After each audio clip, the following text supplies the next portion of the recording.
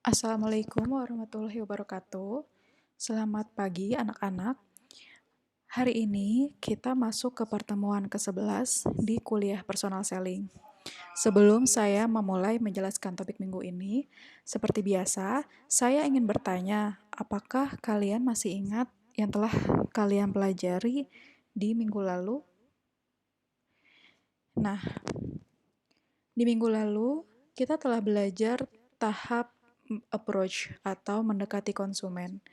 Di tahap ini adalah tahap pertama dalam presentation plan.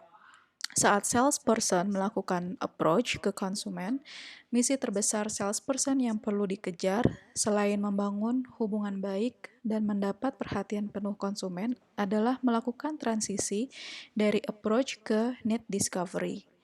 Transisi tersebut bisa diawali dengan melakukan business contact yang telah saya jelaskan di chapter 10. Maka, di pertemuan ini, kita akan masuk ke tahap kedua dari presentation plan, yaitu need discovery. Oke. Judul dari materi di pertemuan hari ini adalah Determining Customer Needs with a Consultative Questioning Strategy, yang artinya menentukan kebutuhan konsumen dengan strategi bertanya yang konsultatif, yang sifatnya konsultatif. Learning objective yang akan kalian dapatkan dari kuliah hari ini ada 5 poin. Yang pertama adalah kalian akan mampu memahami benefit dari melakukan gaya penjualan konsultatif. Yang kedua, kalian akan memahami 4 bagian dari model kebutuhan kepuasan. Di poin 2 ini, kita akan menggunakan proses penjualan konsultatif yang pernah disinggung sedikit di chapter 8. Learning objective yang ketiga yaitu kalian akan memahami bagaimana menggunakan pertanyaan atau bagaimana teknik bertanya untuk menggali kebutuhan konsumen, untuk menggali informasi kebutuhan konsumen.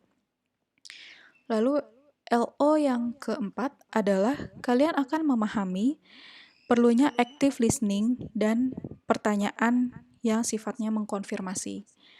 Lalu yang kelima adalah kalian akan memahami bagaimana memilih solusi yang cocok bagi kebutuhan konsumen.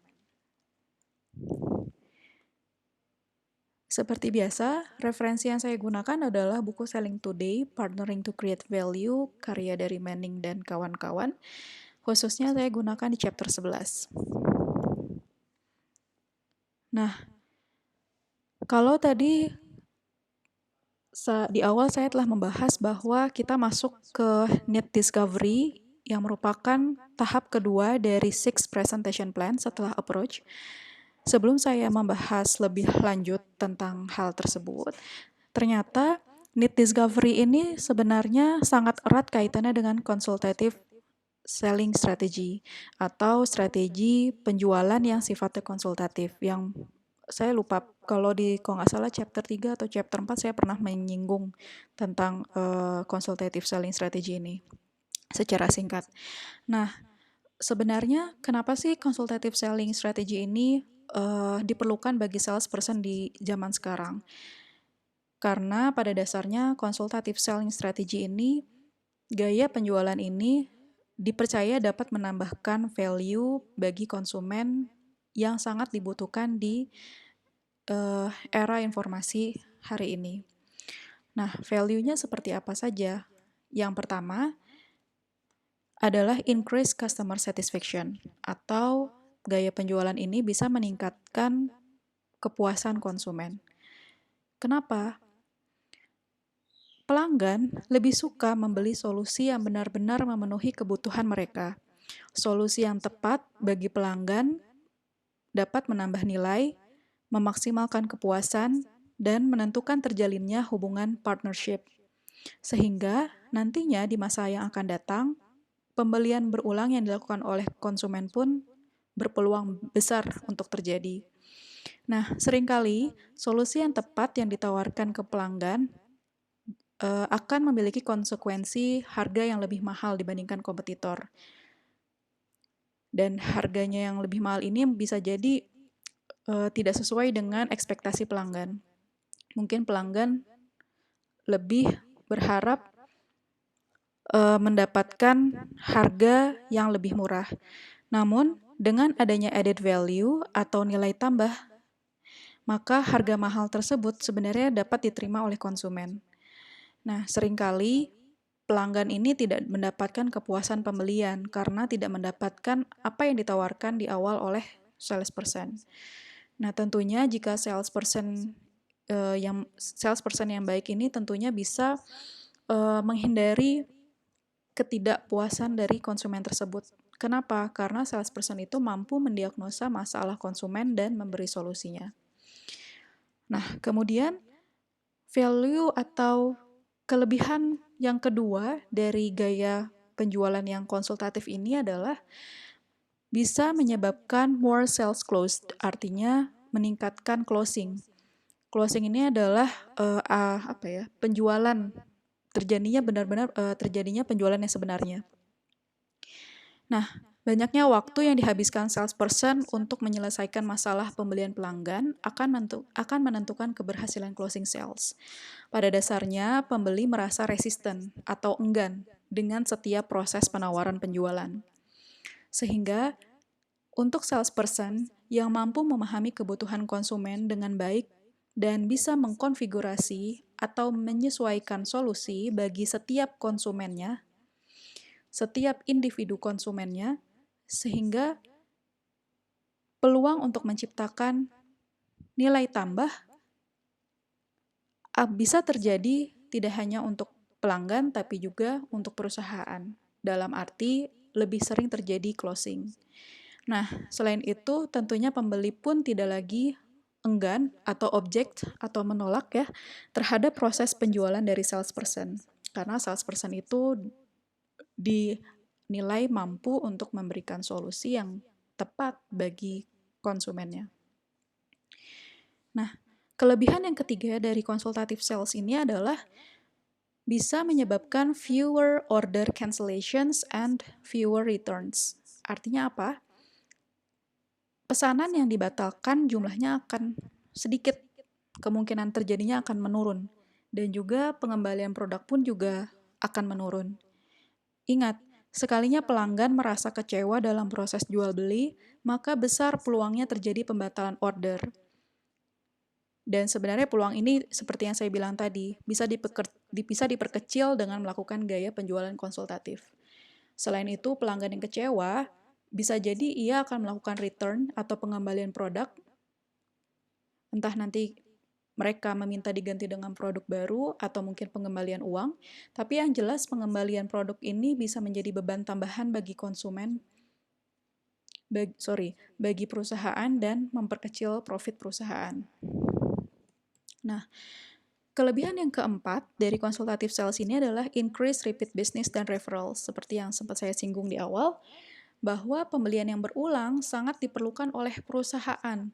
Kenapa? Karena untuk mempercepat perusahaan mencapai balik modal maupun profit yang ditentukan. Nah, konsumen yang puas dapat berpeluang melakukan pembelian berulang dan juga bisa memberi rujukan untuk memperkaya daftar leads yang bisa diprospek oleh salesperson nantinya. Ingat, salah satu cara untuk mencapai konsumen puas adalah salesperson tidak boleh sama sekali melakukan transaksi yang curang. Sehingga nantinya jika tidak ada kecurangan, pelanggan akan merasa ia mengalami transaksi yang adil, fair trade, sehingga konsumen tidak merasa dirugikan dan keinginan untuk melakukan repeat buying ke salesperson tersebut pun meningkat. Setelah paham betul kelebihan yang bisa didapatkan dari melakukan gaya penjualan konsultatif, maka dalam pelaksanaannya atau dalam mencapai gaya penjualan konsultatif ini sebenarnya dibagi menjadi 4 bagian. Ini. Jadi meskipun di awal saya bilang kita sedang membahas topik need discovery, Tapi ternyata need discovery ini sangat berkaitan dengan konsultatif selling process. Sehingga sebelum saya masuk ke dalam need discovery, saya akan menjelaskan tentang konsultatif sales process ini juga.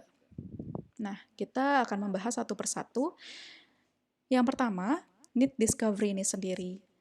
Kenapa sih need discovery ini penting? Kenapa? Karena gini, kita tahu bahwa gaya penjualan itu kan ada dua, bisa kita lebih ke transaksional ataupun konsultatif. Kalau transaksional itu orientasinya hanya satu kali transaksi saat itu saja, sehingga menghasilkan value yang sifatnya hanya satu kali di saat transaksi tersebut terjadi. Sedangkan kalau konsultatif, yang ingin dikejar oleh salesperson itu adalah long-term relationship. Nah, sehingga sebenarnya dan gaya konsultatif ini sebenarnya lebih tepat bagi konsumen yang belum paham betul, yang belum paham persis apa sebenarnya yang mereka cari. Nah, atau juga bisa untuk konsumen yang ingin melakukan transaksi, ingin melakukan pembelian, tapi bukan pembelian rutin, yang biasanya kan kalau pembelian rutin itu membeli produk yang sama tanpa ada perubahan yang berarti. Nah, pertama kali dalam melakukan gaya konsultatif ini, salesperson wajib melakukan need discovery sedini mungkin. Seperti saat pertama kali melakukan prospek. Jika sekiranya salesperson perlu menemui prospek tersebut beberapa kali sebelum terjadinya closing, maka need discovery perlu menjadi action objektif di pertemuan pertama ataupun kedua. Selanjutnya, salesperson perlu mengkonfirmasi ulang akan needs konsumen tersebut di pertemuan-pertemuan selanjutnya. Tahap need discovery ini tidak ada standarnya untuk melakukan berapa lamanya. Jadi, tidak ada standar bakunya. Harus berapa lama kita melakukan penggalian informasi. Kenapa? Karena durasi melakukan need discovery ini akan sangat tergantung dengan situasi dan kondisi dari konsumen. Entah itu dari tingkat pengetahuan produk konsumen, entah itu mungkin ketersediaan waktu konsumen untuk ditemui, mungkin juga pengaruh dari harga jual produk yang kita tawarkan, sehingga kita butuh waktu yang lebih lama untuk menjelaskan benefit apa saja yang bisa didapatkan konsumen meskipun harganya sedikit mahal dibandingkan kompetitor. Jadi tidak ada standar waktu, tidak ada bakunya, namun yang pasti adalah need discovery ini sangat penting karena fungsinya adalah untuk menggali, memahami dengan baik apa yang menjadi permasalahan konsumen dan apa yang dibutuhkan konsumen saat itu. Kemudian kita masuk ke bagian kedua dari gaya konsultatif ini, yaitu adalah product selection. Nah, product selection tentunya gini, penekanan dalam penjualan dan pemasaran saat ini adalah pada menentukan kebutuhan pelanggan dan kemudian memilihkan atau mengkonfigurasikan solusi yang ada dari kita salesperson yang nantinya sesuai dengan kebutuhan konsumen. Tenaga penjual harus memilih produk atau layanan yang dapat memberikan kepuasan maksimal. Saat membuat keputusan ini, penjual harus mengetahui semua opsi produk, baik yang ada di perusahaannya maupun yang ditawarkan oleh pesaing. Selain itu, tenaga penjual atau salesperson ini juga perlu memiliki kemampuan untuk melakukan analisis kebutuhan value added atau nilai tambah yang efektif agar ia dapat dikenal oleh konsumennya sebagai penasihat yang terpercaya. Nah, custom fitted solution atau solusi yang customized, yang pas dengan konsumennya secara individu. Artinya bisa jadi solusi untuk pelanggan A akan berbeda dengan solusi pelanggan B, meskipun mereka berdua sama-sama ingin membeli mobil misalkan. Tapi karena kebutuhan mereka berbeda, maka jenis mobil yang dibeli pun akan berbeda. Itu yang dimaksud dengan custom fit solution. Oke, custom fit solution akan menjadi penting dalam bisnis saat ini, dan peran salesperson dalam menciptakan solusi tersebut sangat besar. Salesperson, sekali lagi saya tekankan bahwa salesperson itu harus satu, menjadi product expert, dia tahu produknya, dia tahu produk apa yang dijual oleh kompetitor, dan dia tahu bagaimana cara menganalisis kebutuhan konsumennya. Oke, nah bagian yang ketiga yaitu need satisfaction. Tahap ketiga ini pada dasarnya adalah salesperson bisa menjelaskan bagaimana produk yang ditawarkannya atau jasa yang ditawarkannya bisa menjadi solusi yang benar-benar tepat bagi permasalahan konsumen. Dengan cara apa? Dengan cara melakukan presentasi di depan konsumen. Nah, di tahap ini, salesperson perlu mengurangi proses bertanya atau mengorek informasi lagi ke konsumen. Jadi saatnya bukan lagi mereka bertanya, Bapak Ibu sedang butuh apa, tapi saatnya adalah mereka mempresentasikan hasil analisis mereka tentang konsumen ini sedang butuh apa, lalu kira-kira solusi apa yang tepat bagi konsumen tersebut. Nah, selain ketika mempresentasikan, tentunya salesperson tidak hanya memberikan informasi, namun ia juga perlu membujuk dan selalu mereminder akan solusi, akan value dari solusi yang ia tawarkan tersebut. Nah, kita masuk ke tahap keempat, ada service. Tahap ini adalah tahap terakhir, yaitu kita memberikan pelayanan ketika dilakukan transaksi penjualan. Tujuannya apa? Tujuannya untuk memastikan kepuasan pelanggan agar tercapai maksimal dan menuju long-term relationship. Nah, pelayanan ini contohnya bisa dilakukan dengan cara apa? Dengan cara memberikan opsi kredit bagi konsumen, atau misalkan jika ada komplain dari konsumen, salesperson tersebut harus menghadapinya dengan baik, dengan santun. Seperti itu. Nah, di kuliah ini, kita akan membahas tidak hanya tahap need discovery pada gaya penjualan konsultatif, melainkan juga selection of solutions dengan detailnya masing-masing. Oke, jadi kita akan membahas need discovery dan juga kita akan membahas selection yang masing-masing memiliki detail yang berbeda. Oke, kita mulai dulu dari need discovery. Jadi, di dalam need discovery sebenarnya ada 3 turunannya lagi. Pertama, bertanya, yang kedua mendengarkan, yang ketiga adalah establish buying motive atau menetapkan kira-kira motif konsumen kita itu apa ya dalam pembelian. Nah, saya akan membahas yang pertama dulu tentang bagaimana memberikan pertanyaan yang tepat ke konsumen kita. Sebenarnya pada dasarnya need discovery perlu dilakukan sebelum salesperson memilih solusi yang tepat bagi konsumen tersebut.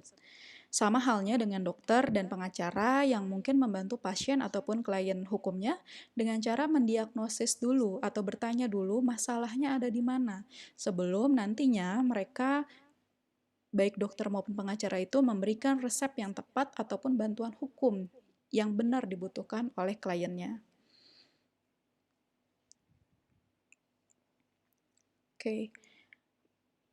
Dari 3 tahap dalam need discovery yang telah saya sebutkan, bertanya, mendengarkan, dan establish buying motive, tahap bertanya ini adalah tahap awal yang penting untuk menggali informasi konsumen, karena seringkali konsumen sendiri tidak sadar atau tidak paham persis dengan apa yang menjadi masalahnya. Maka salesperson memiliki tugas untuk menggali kebutuhan yang sebenarnya dari si konsumen. Dengan cara apa? Dengan cara menguasai teknik bertanya yang baik ketika melakukan gaya penjualan konsultatif. Ada 4 gaya atau 4 teknik. Gaya yang pertama itu adalah survey questions. Nah, pertanyaan tipe survei, kebayangnya kalau misalnya survei itu seperti kalian melakukan kuesioner, itu salah satu contoh survei. Nah, pertanyaan tipe survei dilakukan untuk memperoleh informasi dasar dari pelanggan. Bisa dilakukan dengan memberi pertanyaan yang umum atau general dan dilanjutkan dengan pertanyaan yang spesifik. Sebagai contoh, Coba bayangkan kalian di posisi konsumen yang kira-kira nih sekarang lagi mau cari HP di BEC karena sudah dapat uang THR dari Lebaran. Biasanya kalau belum tahu persis jenis HP apa yang dibutuhkan, biasanya terjadi di perempuan, kita sebagai konsumen akan bertanya ke penjual HP-nya. Kira-kira yang bagus, HP yang bagus saat ini apa ya? Atau yang paling terkini gitu, HP yang paling terakhir tuh apa sih keluarannya gitu.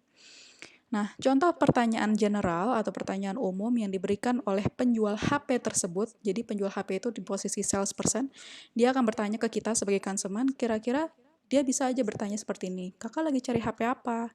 Nah, itu adalah contoh pertanyaan general.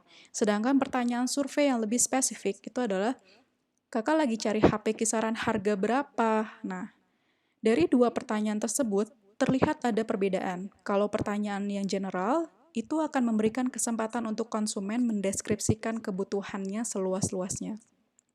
Sedangkan dalam pertanyaan spesifik, pertanyaan ini akan berusaha menggiring konsumen untuk menjawab lebih detail tentang sudut pandangnya. Kalau pertanyaan spesifik tadi, maka si salesperson ingin mengetahui kira-kira budget dari konsumen itu berapa, karena dengan cara ditanyakan mau cari harga HP yang berapa. Nah, itu adalah contoh dari pertanyaan survei baik yang umum maupun yang spesifik. Kita masuk ke gaya bertanya yang kedua, yaitu adalah probing. Tipe kedua, yaitu probing ini sifatnya lebih menyelidiki.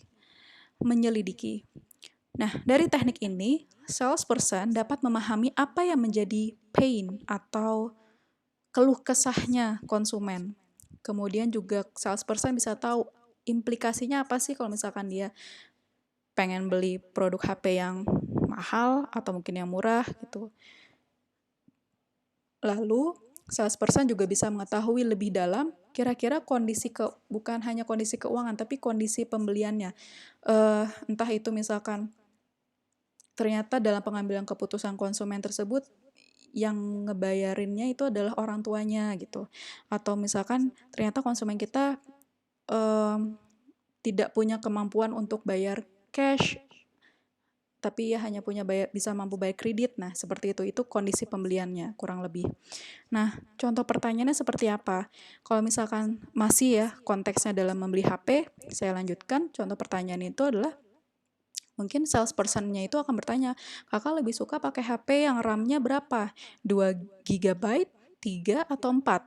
Nah, pertanyaan ini dapat menciptakan mutual understanding antara salesperson dan pembeli. Mutual understanding itu apa?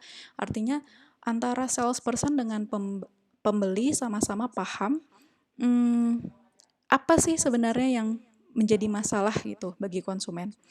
Nah, misalkan dari pertanyaan tadi, kakak lebih suka pakai HP yang RAM-nya berapa? 2, 3, atau 4? Ketika konsumennya menjawab, ya saya lebih suka 2 GB. Kenapa? Karena ya saya cuman pakai buat WhatsApp dan biasa aja, nggak pakai buat yang macam-macam lah, nggak main game. Sedangkan bagi gamers, mungkin mereka akan lebih senang RAM yang lebih besar, 4 GB, dibandingkan 2. Nah, maka isu atau faktor memori itu ternyata menjadi hal penting bagi konsumen tersebut. Dan hal-hal yang seperti ini bisa kita gali dengan cara teknik probing. Nah, gaya yang ketiga adalah gaya konfirmasi. Tipe pertanyaan ini pada dasarnya untuk mengkonfirmasi informasi yang telah didapatkan salesperson dari pembeli, memastikan bahwa salesperson ini sudah paham dengan tepat dan benar akan pandangan konsumen, sudah paham betul dengan apa yang menjadi masalah konsumen tersebut. Nah, biasanya tipe ini pertanyaannya tuh lebih simpel. Contohnya, balik lagi ke konteksnya handphone, Contoh pertanyaannya seperti ini. Jadi, kakak lagi butuh HP yang kisarannya 2 juta ya, dengan RAM yang 3 GB. Nah, nanti konsumen akan menjawab ya atau tidak. Kalau ya atau tidak itu berarti pakai open-ended question. Open-ended ada 2 jenis pertanyaan. Ada open-ended, ada close-ended. Sorry, kalau open-ended itu jawabannya lebih ke penjabaran. Misalkan jenis tanyanya, kata tanyanya itu adalah pakai why, mengapa, misalkan kenapa kakak suka HP yang 3 GB, kenapa nggak yang 2 gitu. Nah, itu adalah jenis open-ended question. Nanti karena konsumennya akan menjawab, iya saya suka yang 3 byte karena saya butuh memori yang lebih besar, karena saya suka ngedit foto dan lain-lain. Tapi kalau jenis closed-ended question, itu adalah yang membutuhkan jawabannya hanya ya atau tidak gitu. Nah, biasanya mungkin kalau close-ended bisa kita gunakan di tahap konfirmasi, karena keperluan kita hanya untuk mengkonfirmasi apa betul yang kita pahami ke konsumen ini, apa betul pemahaman kita tentang konsumen ini sudah betul atau belum gitu. Nah, teknik yang keempat adalah need satisfaction.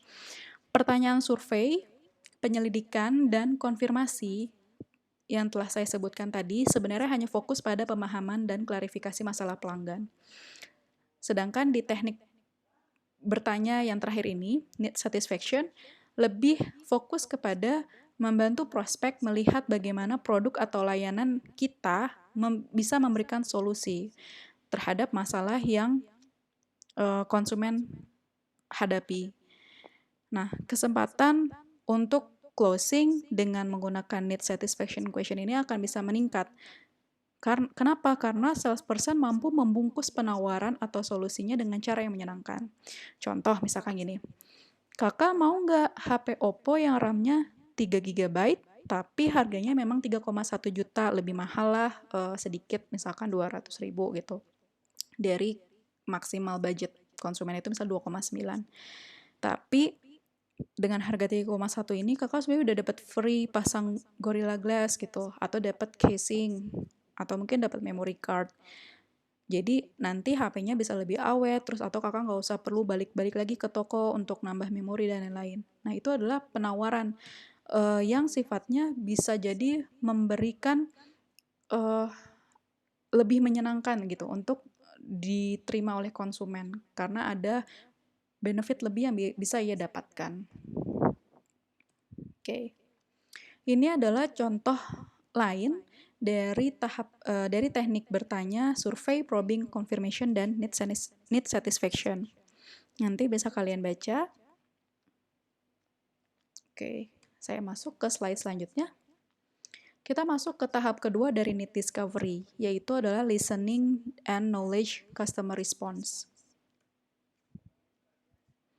Tahap kedua dari need discovery ini, maksudnya adalah kita perlu mendengarkan dan mengkonfirmasi dari informasi konsumen tersebut. Mendengarkan di sini bukan sekedar mendengar biasa di mana masuk kuping kanan keluar kuping kiri, tapi juga harus menjadi pendengaran yang active listening. Yaitu salesperson menyatakan kembali ke konsumen apa yang salesperson pahami dari konsumen, baik isi permasalahannya dan juga perasaan yang dialami konsumen. Nah, biasanya kemampuan ini atau active listening ini membutuhkan konsentrasi tinggi. Kemudian juga salesperson harus bisa menunjukkan sikap mendengar yang baik, terutama dengan non-verbal, dan juga perlu memberikan feedback ke konsumen. Nah, yang kedua, di tahap listening dan acknowledging ini tentunya si konsumen itu tadi seperti yang saya bilang, harus fokus gitu, memiliki fokus yang tinggi. Jangan sampai kita merespon hanya dengan cara, iya oke, oh gitu, iya saya paham. Hanya respon yang singkat. Karena respon yang singkat tersebut bisa jadi menjadi tanda bahwa kita tidak sepenuhnya memahami apa sih yang sedang dibicarakan konsumen kita.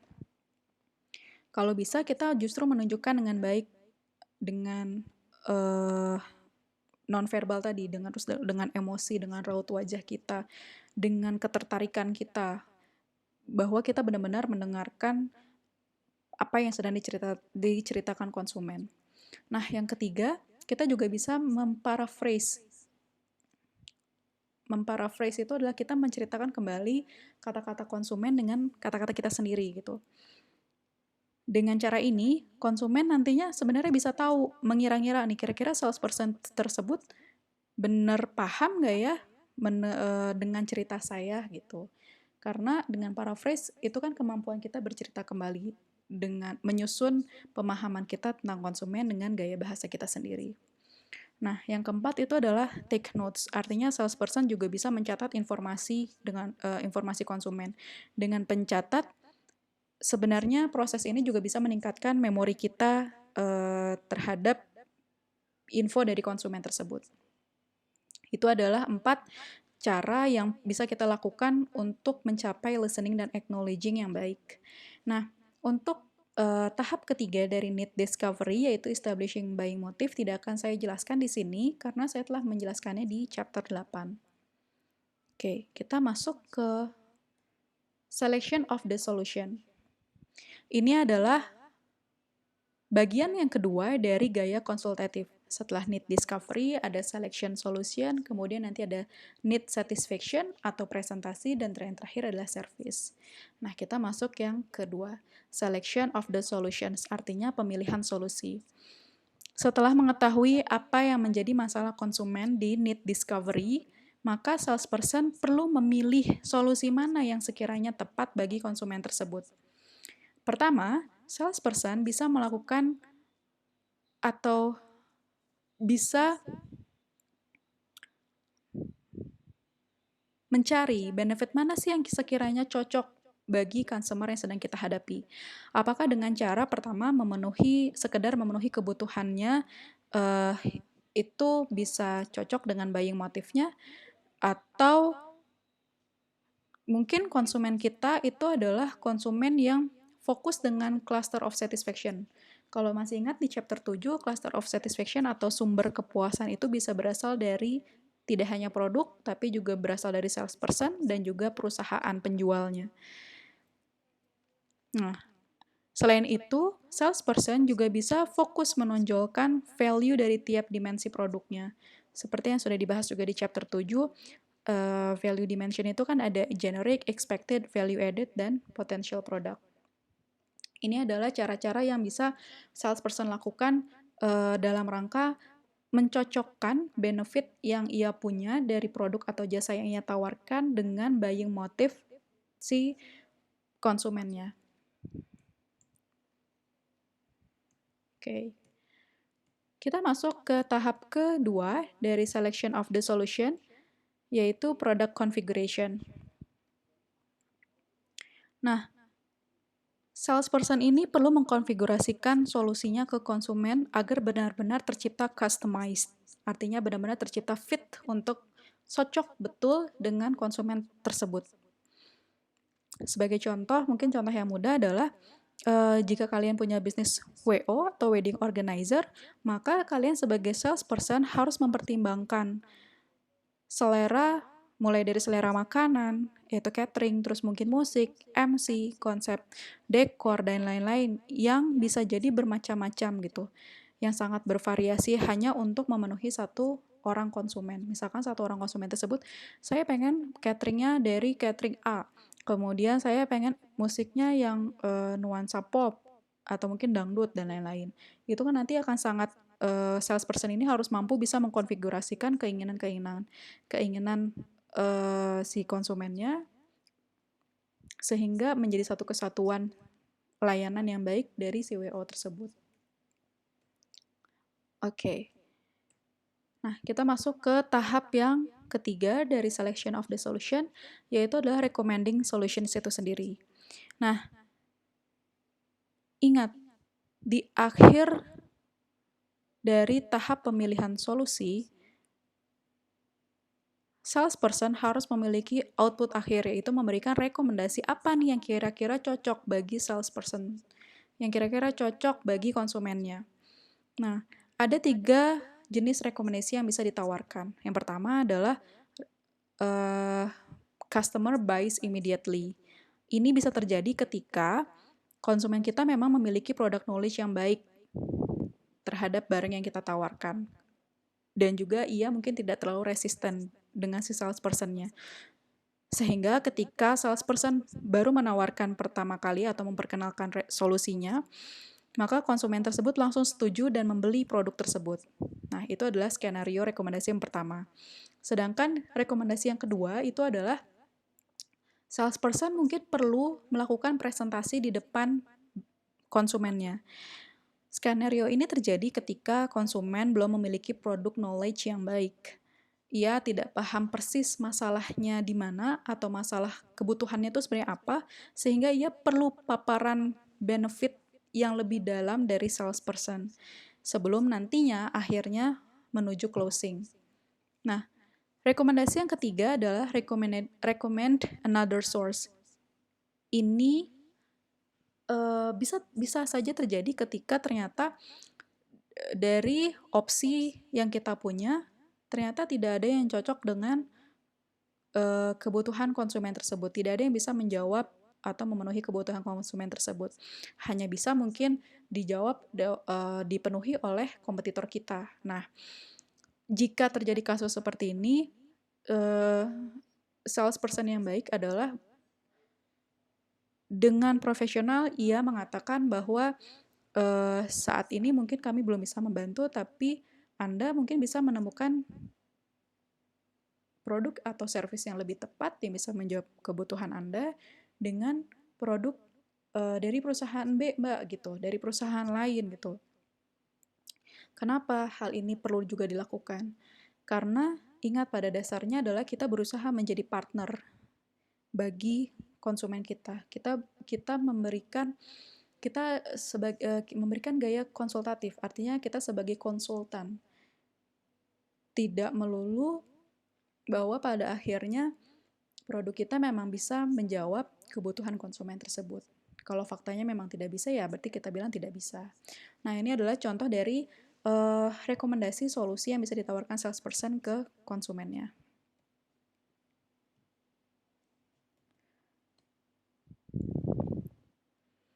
Nah, kita masuk ke poin tentang transactional buyer.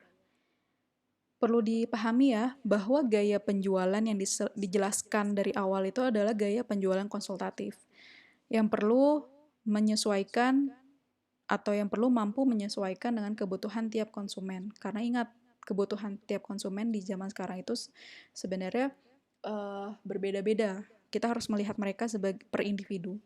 Nah, namun saat ini dengan adanya internet, konsumen cenderung menjadi konsumen yang transaksional, yang sudah paham betul apa yang mau dibeli dan kapan belinya.